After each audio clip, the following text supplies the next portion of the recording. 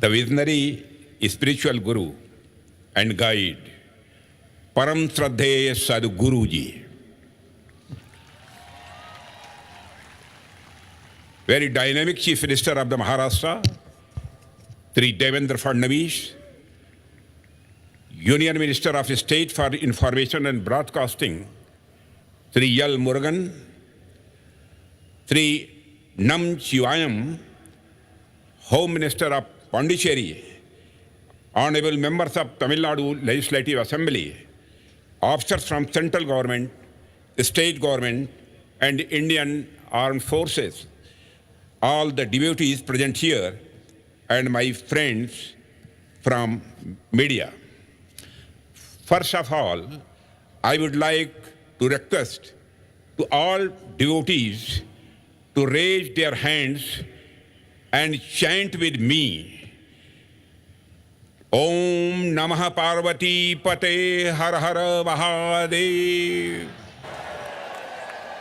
Om Namah Parvati Pate Har Har Mahadev. Ellarukum Ennanvan Vadakkangal. On this sacred occasion of Mahashivratri, being here among all of you is truly a special and a spiritual experience of my life.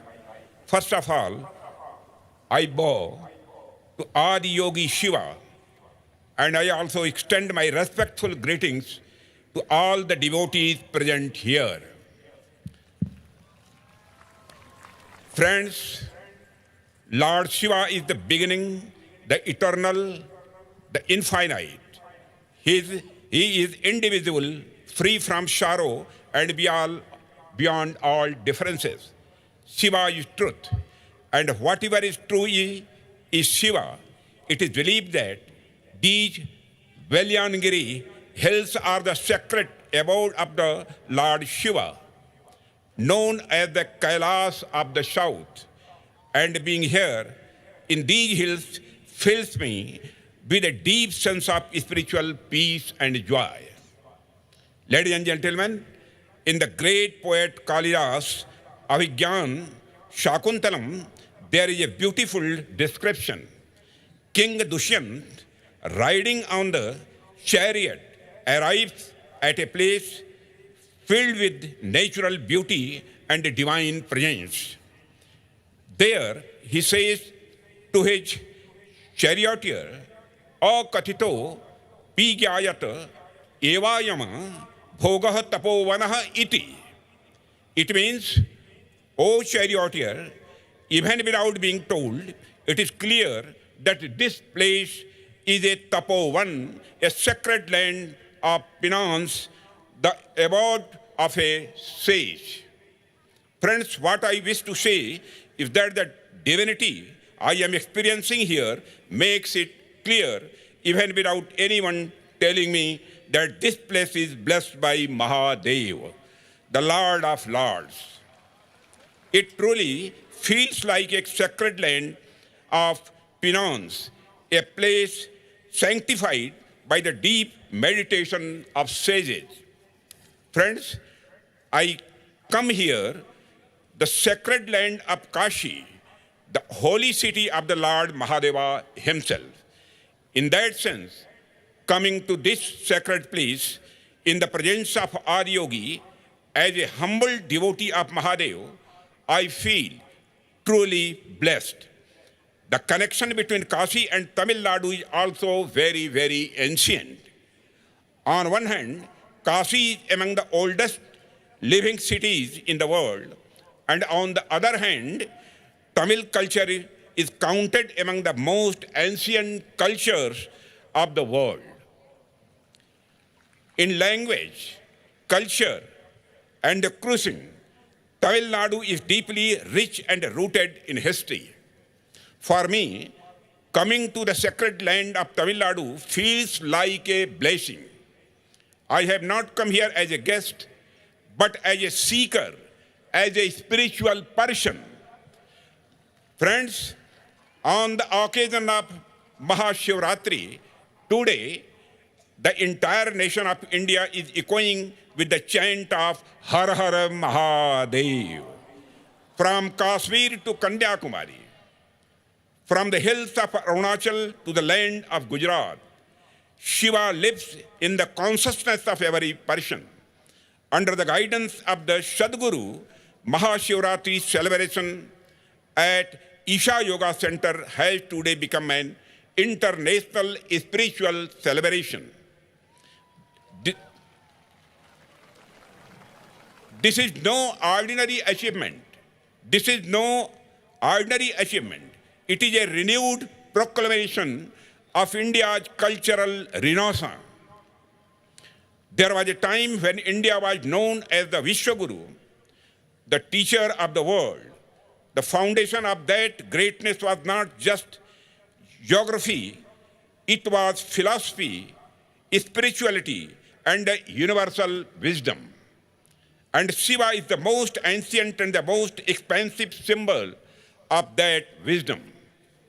The knowledge given to us by our ancient traditions is not limited to books. It is a living, breathing science, and Shiva stands at the very center of this tradition. Shiva has no single form, yet he is the source of all forms. And when nothing existed, Shiva was there, and when nothing remains, Shiva will still be.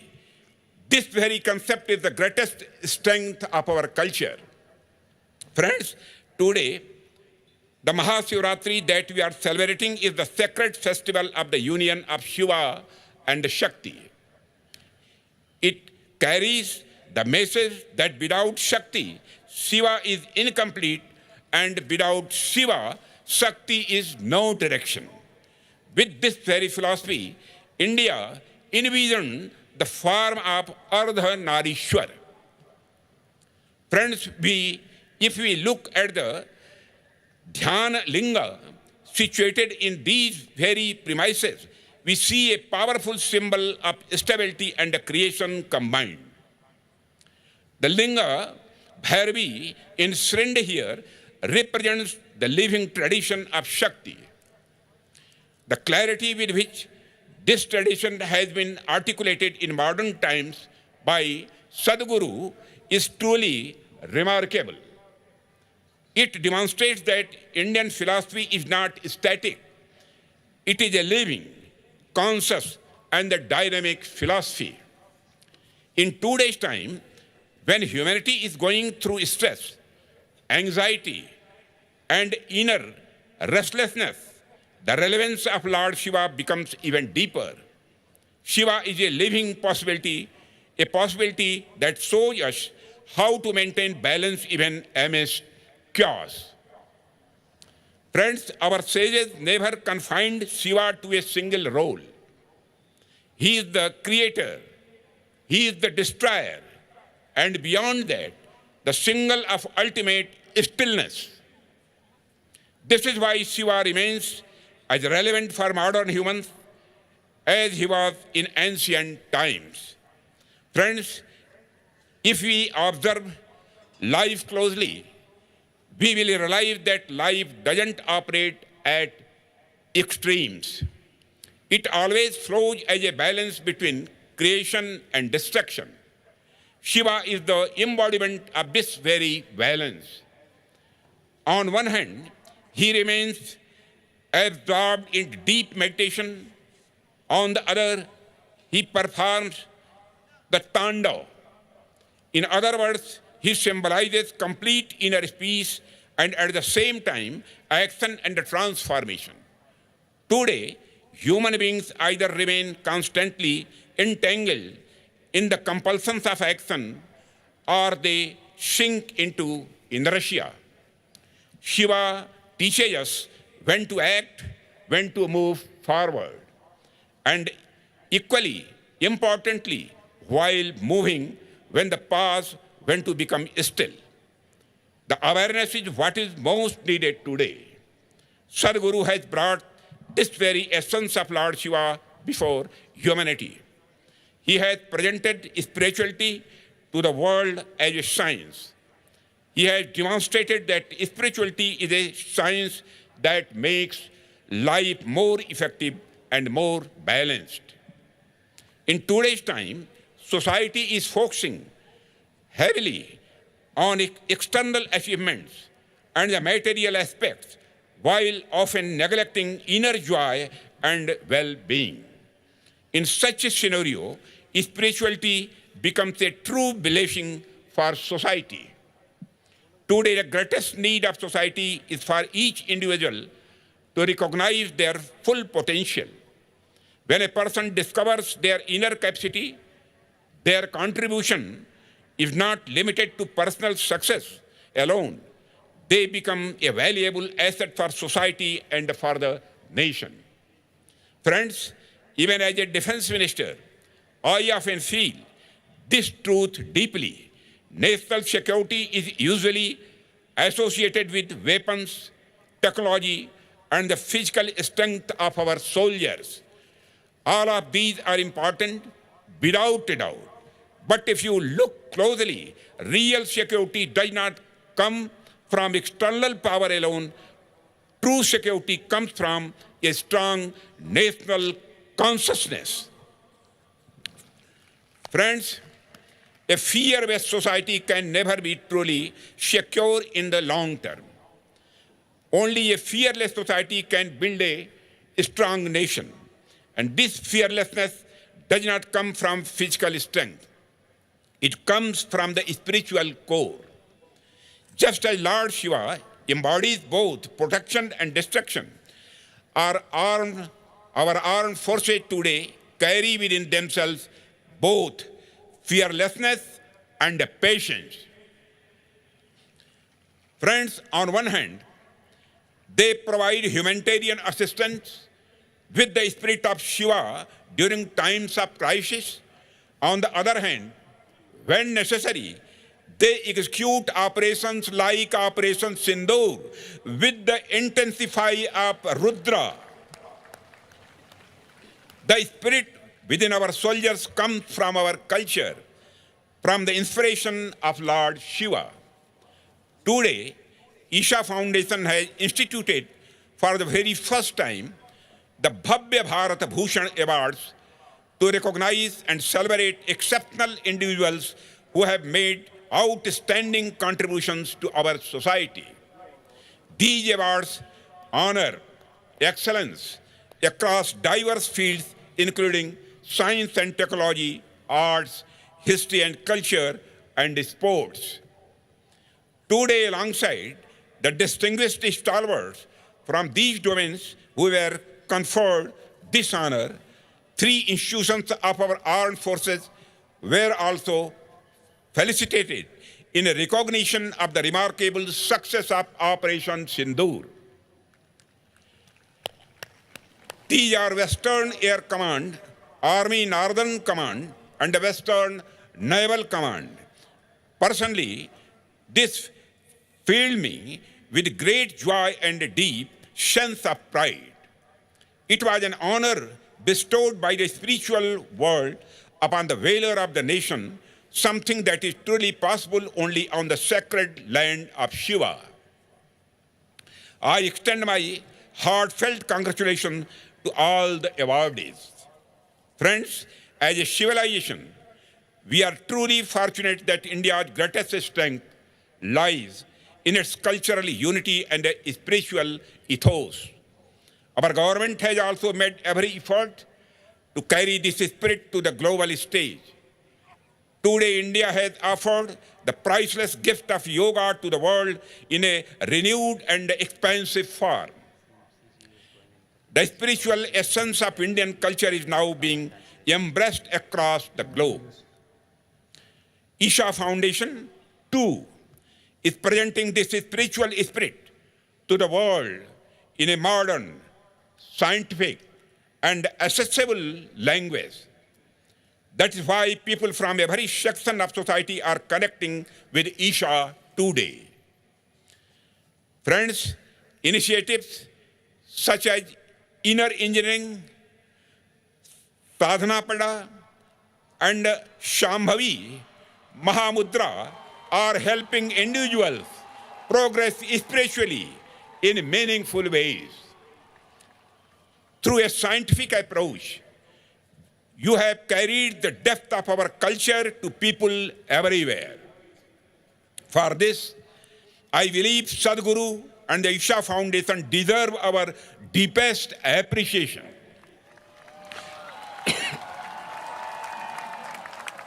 Friends, culture and science are often seen as separate from one another. But in India, they have always been complementary. And the culture is not merely a set of rituals, it is our way of life.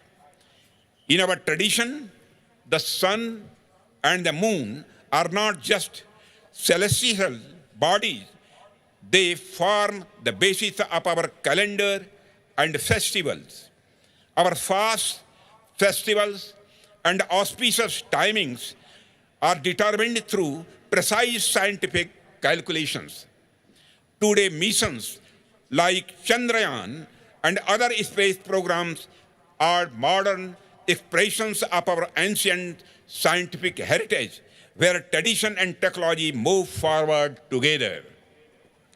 Friends, today, when India launches missions like Chandrayaan, Mangalyaan, and Aditya 11, it is not just a technological achievement, it is also the modern expression of that ancient scientific spirit which has always been part of our cultural identity.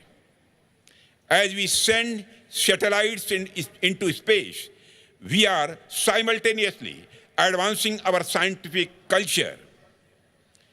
You have all seen Lord Shiva in his form of Nataraj. The dance of Nataraj is the rhythm of the cosmos and the movement of universe. The great sculptor August Rodin once called the dancing Shiva the most beautiful expression of rhythmic motion in the world. The British thinker Aldous Huxley also remarked that Western civilization has no symbol like Nataraj, which can simultaneously convey the universe, the mind, and spirituality. Friends, modern science today is trying to articulate truths long ago that Indian thought had already discovered at the level of the direct experience. At the beginning of the 20th century, when the world's attention turned into quantum physics, exploring the subatomic world, scientists began observing the movement of particles. They found that the motion, patterns, and energy of these particles astonishingly resembled the cosmic dance of Nataraj. The renowned Fritjof Capra once said, "For the modern physicist, Shiva's dance is the dance of subatomic matter." This statement also points to the fact that science and spirituality do not move in separate directions. Both are attempts to understand the same truth, expressed in different languages. Here, the 112 feet tall statue of Adi Yogi symbolizes the 112 methods that Adi Yogi himself taught the Sapta Rishis, methods through which a human being can reach their ultimate nature. Just as different rivers flow from different directions but ultimately merge into the same ocean, human beings following different paths ultimately arrive at the same truth. Friends, the essence of Shiva is vast and all-encompassing. Understanding it fully is a subject in itself. But I believe that the best way to serve Lord Shiva is by serving humanity. The more we serve the people of this country, the whole world, the closer we come to the essence of Shiva. Inspired by this very spirit, the government has undertaken numerous welfare initiatives over the past decade. Education, healthcare, and the people's standard of living in every sector, the country has made progress. In addition, to strengthen and promote our cultural consciousness, we have ensured the development of our sacred pilgrimage sites, from the Ujjain Mahakal corridor to Kashi Vishwanath corridor, from Bhagwan Somnath corridor to the grand construction of the temple of Lord Rama, and we have undertaken numerous initiatives that have enriched our cultural heritage and awareness.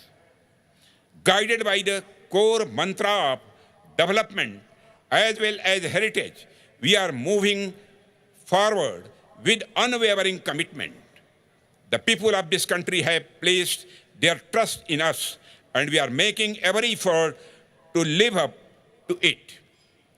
I just had the opportunity to meet the children of the Isha High School, and it was truly heartening to see how Isha is shaping young minds who are progressing in both science and spirituality.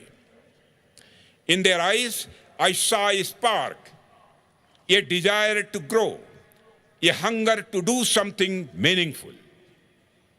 Friends, the education system at Isha Home School connects children with meditation and sadhana. Its daily routine and discipline teaches them the value of time and responsibility from a young age. In today's era, where mobile phones often draw children into a different world, the students at the Isha School give importance to yoga, exercise, and physical activities.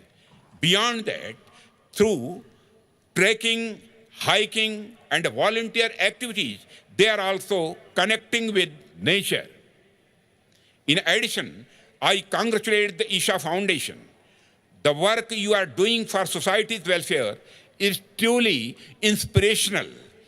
Under Sadhguru's leadership, movements like Kaveri Calling and Save Soil have influenced not just India, but people around the world.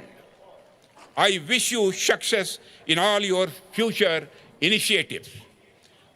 Friends, today, on this sacred occasion of Mahashivaratri, as we all sit together, meditating on Chirananda Rupaha, Shivoham, Shivoham, we must also make resolve that we will continue to work together for the unity of our nation and for its cultural revival.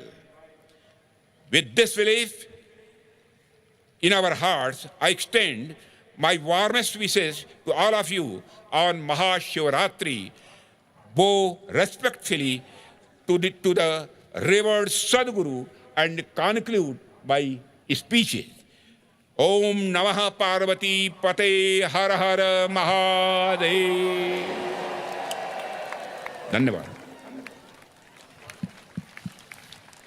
மாண்புமிகு பாதுகாப்புத்துறை அமைச்சர் அவர்கள் ஆற்றிய உரையின் மிக சுருங்கிய வடிவத்தை இப்பொழுது நாம் பகிர்ந்து கொள்கிறோம்.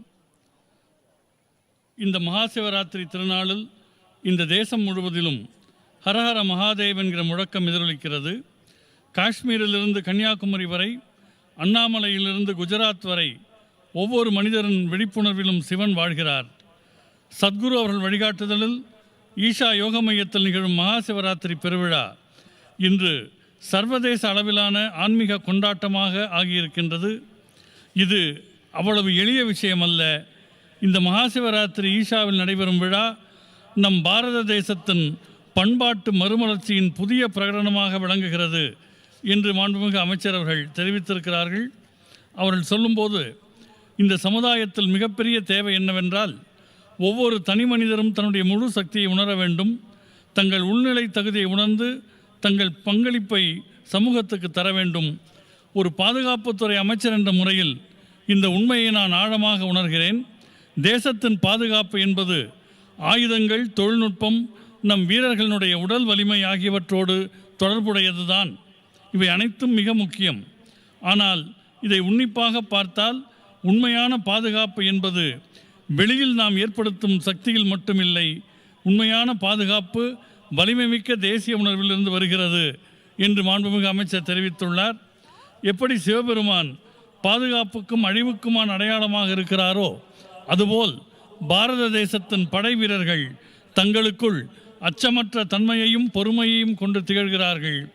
மனிதநேயமிக்க மீட்பு பணிகளில் ஈடுபடுகிற அதே வீரர்கள்தான் தேவை ஏற்படும் போது ருத்ரமூர்த்தியின் ரௌத்திரத்தோடு ஆபரேஷன் சிந்தூர் போன்ற நடவடிக்கைகளில் இயங்குகிறார்கள் என்று படை வீரர்களை சிவபெருமானோடு ஒப்பிட்டு மாண்புமிகு அமைச்சர் அவர்கள் சொல்லியிருக்கிறார்கள். இன்று வழங்கப்பட்ட விருதுகளினுடைய வரிசையில் சாதனையாளர்களுடைய வரிசையில் நம்முடைய படை வீரர்களின் 3 பிரிவினர் ஆபரேஷன் சிந்தூர் நிகழ்வில் கண்ட மகத்தான வெற்றிக்காக பாராட்டப்பட்டமைக்காக அமைச்சர் நன்றி தெரிவித்திருக்கிறார். மேல் திசை விமானப்படை, இராணுவத்தின் வடதிசைப்படை, மேற்கு திசை கப்பல் படை ஆகியவற்றை நாம் பாராட்டியமைக்கு அவர் நன்றி தெரிவித்துள்ளார். ஈஷா அறக்கட்டளை ஆன்மீக உணர்வை இந்த உலகுக்கு நவீன முறையில் விஞ்ஞான அடிப்படையில் கொண்டு செல்கிறது என்பதையும் அமைச்சர் சுட்டிக்காட்டியிருக்கிறார். அவருடைய இந்த விரிவான உரையின் நிறைவு பகுதியில் ஈஷா ஹோம் ஸ்கூல் குழந்தைகள் ஆன்மீகத்திலும் விஞ்ஞானத்திலும் சிறந்து விளங்குகிறார்கள். அவர்கள் கண்களை பார்க்கிற போதே அதில் ஒரு வெளிச்சத்தை நான் கண்டேன் என்று மாண்புமிகு அமைச்சர் அவர்கள் பாராட்டி தெரிவித்திருக்கிறார்கள்.